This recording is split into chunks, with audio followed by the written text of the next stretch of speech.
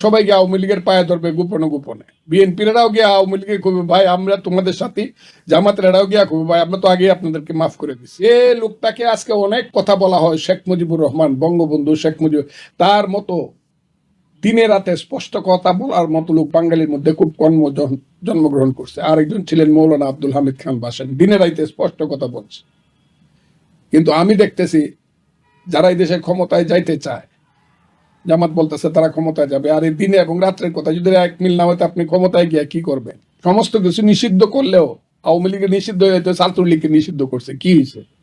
আমি কোনো কিছু নিষিদ্ধের পক্ষে না। আমি আবারও বলছি, অনেকে আমাকে ভুল বুঝতে পারে, এমনকি আমি জামাত বা শিবির কেউ নিষিদ্ধের পক্ষে থাকি না, ছিলাম না এবং থাকবো না।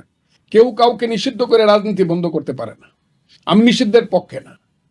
আওয়ামী লীগকে জনগণ নিষিদ্ধ রাখবে আগামী 5-10 বছর, আমি বললাম, আপনি দেখেন।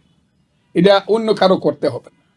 আওয়ামী লীগকে নিষিদ্ধ, আর আওয়ামী লীগকে নিষিদ্ধ রাখলেও ভোটের বেলায় কিন্তু গিয়ে আওয়ামী লীগের যারা ভোটার তাদের পায়ে কিন্তু ধরতে হবে সবাই।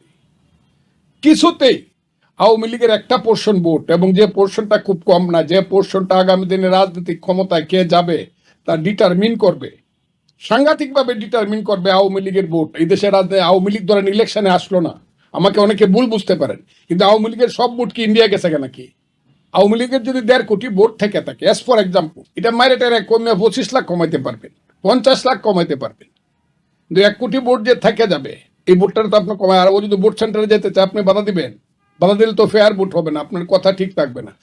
কাজেই যারা ক্ষমতায় যাইতে চায় তারা সবাই গিয়ে আওয়ামী লীগের পায়ে ধরবে গোপনে গোপনে। বিএনপিরাও গিয়ে আওয়ামী লীগের কবি ভাই আমরা তোমাদের সাথে, জামাতেরাও গিয়া কবি ভাই আমরা তো আগে আপনাদেরকে মাফ করে দিচ্ছি। সব যাবে আওয়ামী লীগের বাড়িতে ভোটে। ধরেন আওয়ামী লীগ ইলেকশন করলোই না, একদম নৌকা মার খাই নাই, কিন্তু সব আওয়ামী লীগের বাড়িতে যাওয়ান লাগবো, কারণ আওয়ামী লীগের একটা পার্সেন্টেজ ভোট আছে যেটা কেউ কমাইতে পারবে না।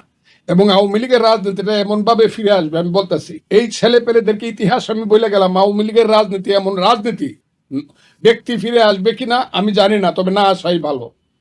তাই দেশ ধ্বংস করে গেছে যারা যারা ব্যক্তি ছিল, কিন্তু রাজনীতিটা এমন ভাবে ফিরে আসবে যেটা নতুন ভাবে আবার মানুষ স্লোগান দিতে শুরু করবে। ওই রাত্রে দিনে ঘুমাবে না। ওই রাজনীতি ধর্মনিরপেক্ষতা, গণতন্ত্র, ওই রাজনীতি মানুষের পেটের ভাত পরনের কাপড়, মানবতা। আওয়ামী লীগের যে রাজনীতি সেটা আওয়ামী লীগ কইয়াও করে নাই। মুক্তিযুদ্ধের যে রাজনীতি এমন ভাবে ফিরে আসবে যারা মুক্তিযুদ্ধকে বাদ, উপায় নাই, আমি বলে দিলাম উপায় নাই, কিন্তু যারা মুক্তিযুদ্ধকে বাদ দিবে দিয়ে দেখতে পারে, দিলে দেখা যাবে বাংলাদেশে কি হয়। এই দেশে মুক্তিযুদ্ধ জীবিত আছে কিনা এই দেশের মানুষ প্রমাণ করবে। কিন্তু হাসিনা আর মুক্তিযুদ্ধ এক জিনিস না। হাসিনা খারাপ করছে বলে মুক্তিযুদ্ধ খারাপ, হাসিনা খারাপ করছে, হাসিনা সরকার খারাপ করছে বলে শেখ মুজিব খারাপ, বঙ্গবন্ধু খারাপ। এই কথা বলে যারা মুক্তিযুদ্ধ এবং বঙ্গবন্ধুকে বাদ দিতে চায় তারা বুঝবে কত ধানে কত চাল, তারা এটা বুঝতে পারবে। তারা বরং অন্য দলগুলোকে সর্বনাশ করতেছে, তারাই বিএনপির সর্বনাশ করতেছে, যাতে বিএনপি কোনোদিন ক্ষমতা না আসতে না। কারণ এই দেশে দুইটা রাজনৈতিক দল, একটা আওয়ামী লীগ আর একটা anti Awami League headed by BNP. যখন আওয়ামী লীগ থাকবে না, বিএনপি ক্ষতিগ্রস্ত।